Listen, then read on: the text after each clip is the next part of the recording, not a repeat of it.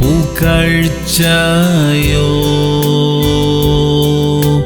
ക്രൂശിൽ മാത്രമേ.